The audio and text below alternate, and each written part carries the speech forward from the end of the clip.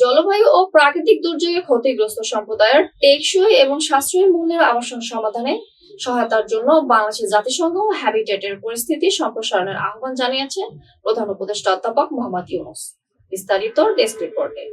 শনিবার নিউ ইয়র্কের জাতিসংঘ সাধারণ পরিষদের ফাঁকে জাতিসংঘ হ্যাবিটেটের আন্ডার সেক্রেটারি জেনারেল এবং নির্বাহী পরিচালক আনা ক্লাউদিয়া রসবাখের সঙ্গে এক বৈঠকে অধ্যাপক ইউনূস এই মন্তব্য করেন। শহর এলাকার জন্য সাশ্রয়ী মূল্যের আবাসন, বর্জ্য ব্যবস্থাপনা, ক্ষুদ্র ঋণ ভিত্তিক আবাসন সমাধান এবং ঝুঁকিপূর্ণ সম্প্রদায়ের উপর জলবায়ু পরিবর্তনের বিশ্বব্যাপী প্রভাব সহ বিস্তারিত বিষয় নিয়ে আলোচনা করেছেন এই দুই নেতা। ঘন ঘন বন্যা, নদী ভাঙন এবং ঘূর্ণিঝড়ের কবল বাসিন্দাদের জন্য তৈরি প্রেক্ষাপট ও বহুমুখী আবাসন মডেল তৈরিতে জাতিসংঘ হ্যাবিটেটের প্রতি আহ্বান জানিয়ে অধ্যাপক ইউনূস বলেন, জলবায়ু পরিবর্তনের ফলে দুর্যোগ ক্রমশ তীব্র হচ্ছে।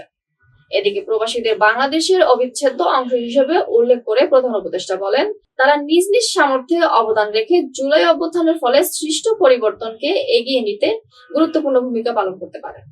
প্রধান উপদেষ্টা বলেন, আমরা সর্বদা আপনাদের সম্পৃক্ততা নিশ্চিত করার উপায় খুঁজে বের করার পরিকল্পনা করছি।